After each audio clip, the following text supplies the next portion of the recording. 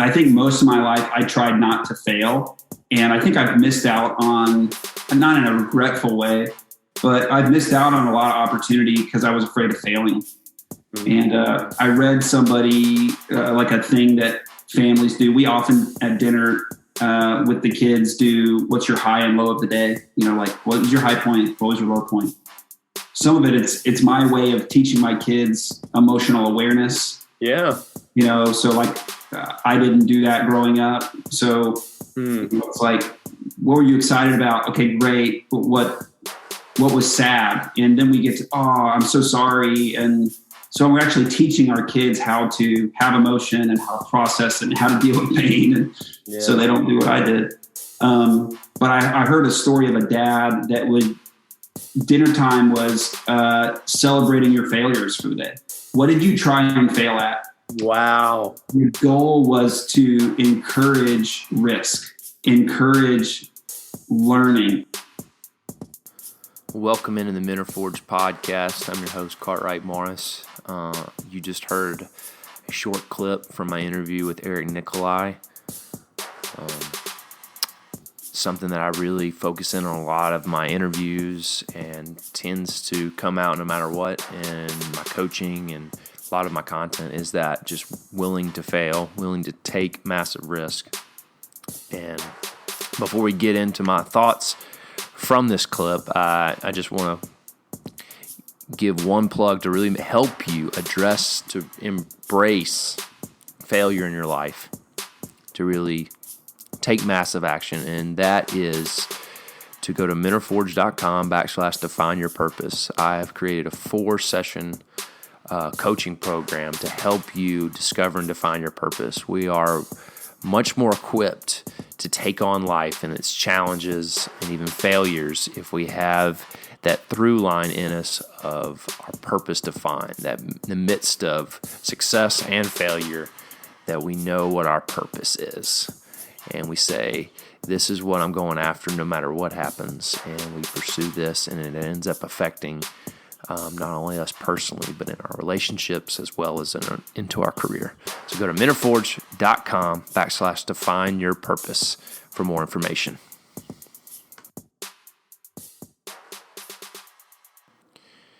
All right. I'm excited to have y'all in today. This topic's pretty straightforward. I'm sure some of y'all have heard me hit on this, but it's just so valuable, and it's still a lesson that I'm learning today. It's a fight because the negative feelings that does come with failure, that comes with disappointment and expectation unmet, right? That we tend to avoid it because we don't like it. So yeah, you can check out episode 89 with Eric Nickoli. I highly recommend it. But Eric hit on this point as the clip played earlier. I very much relate to Eric's story. Me and Eric are two very, very different people, but it's interesting. We had a very similar experience with this failure of thinking it's the worst thing that could happen to us, to be wrong, to fail an assignment, an exercise, a order, given to us by a authority figure or boss, and to disappoint someone that we want their approval, right? And to realize, that's probably the best thing that we can do, because we realize it's not the end of the world, that our identity is not set on it. I think this is definitely an identity question when we deal with failure, as well as a mindset focus. But the identity piece is what I do. Is my identity dependent on what I do in life, or is it more dependent on who I am? Is there a part of me that is beyond the actions of whether I succeed or fail? That am I still me, whether I'm 100% successful in every area of my life, or am I still who I am no matter what happens? So I think that's a big question. I think that's a question that rang within me in failures. I took everything to heart, to identity, to who I was as a person, that if I failed and disappointed this person, whether a leader, a parent, a boss, or even myself, that there was like a end of the world type mentality. And that's when the mindset piece comes in. At the end of the day, like just trying to learn is something that, like I said, I'm still struggling with, is when I fail, when it doesn't work out like I think it's supposed to work out, how do I continue to have a mindset that, hey, this is a good thing. I learned something. I grew up. I learned to take care of myself, to find comfort in healthy things in the midst of the disappointment of it not working out. Or if that doesn't work out, what better can come? If this doesn't work out now, what is that opportunity that's coming later down the road? What did I learn from it? It's just it's a weird concept when you're not used to it. We can all Eric talked about it, because I said, everybody we admire and look up to, this is a common theme. They've all had to fail. They've all had to learn. They've all had to learn by doing. It's like the most common success plan, like quality, lasting success plan, is to fall forward. You figure it out and you keep going.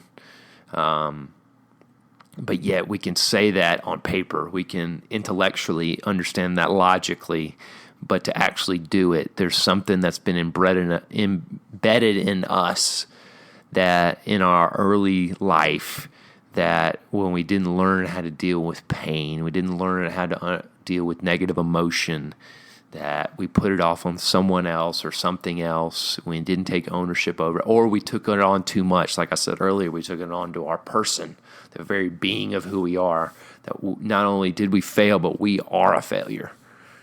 And that's the difference that we got to go, no, I failed in this.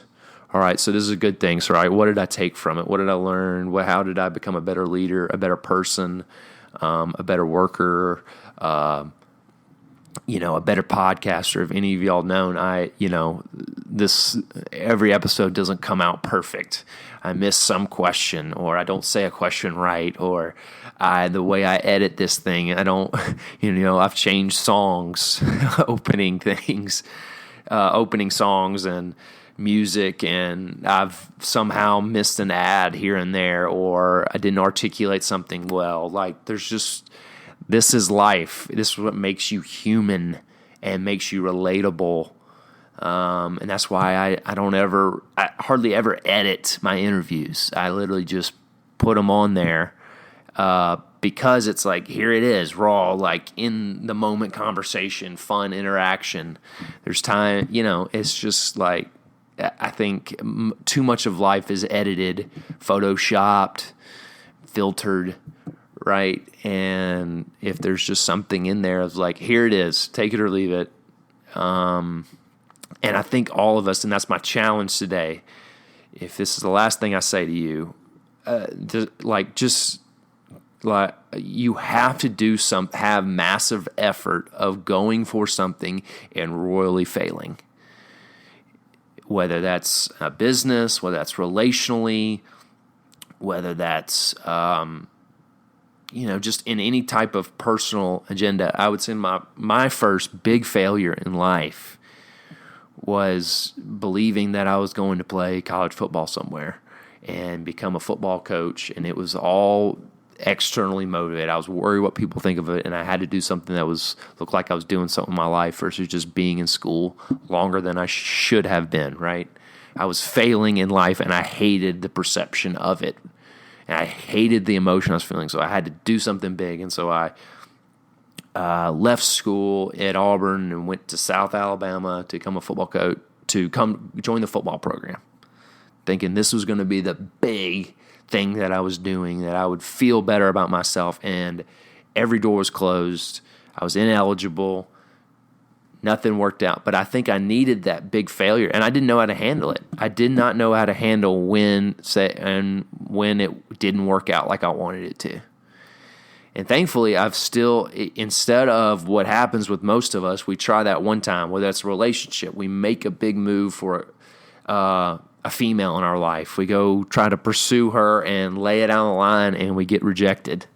And like, I don't feel the same way. I only see you as a friend, right? That dreadful response, which has happened to me as well. It's like sometimes we need to have those experiences to like let that hit us and go, hey, I'm still alive. I'm not dead. That didn't kill me. I can keep going. I can learn from it and make the moves a little more smarter and more intelligent, look at it from a more objective perspective, get more advice, ask people before I make the moves, not keep it all.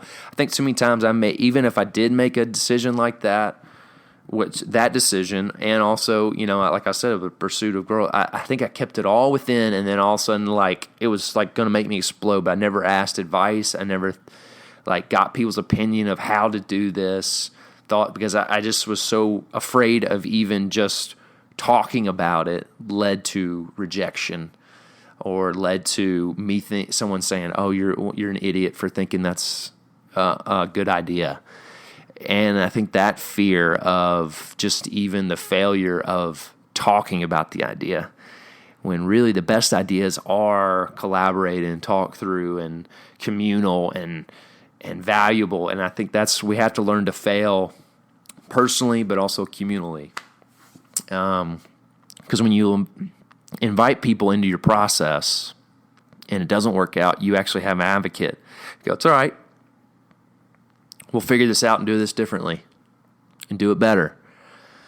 And that's still a lesson I'm learning, is bringing people into my process and valuing collaborative effort, because I think it is such an underrated thing in our environment. I think if anything we found out during the pandemic and quarantine is how much we do really need each other. We do need just life-on-life interaction, whether that's in business, whether that's in our meaningful relationships, but in just a lot of different things.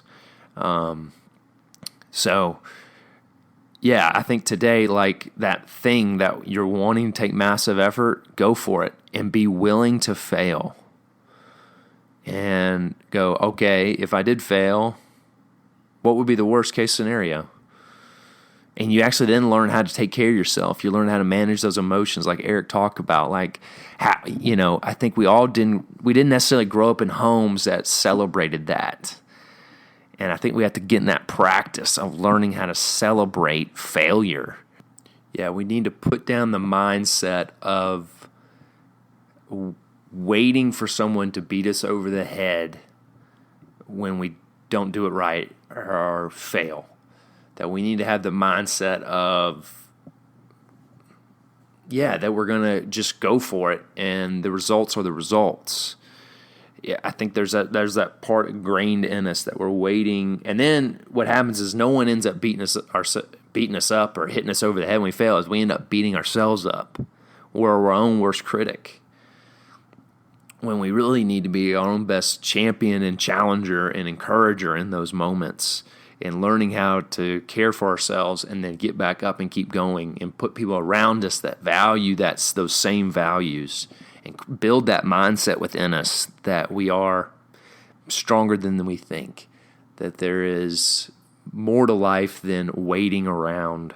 I wasted too many hours, too much time waiting for something to happen.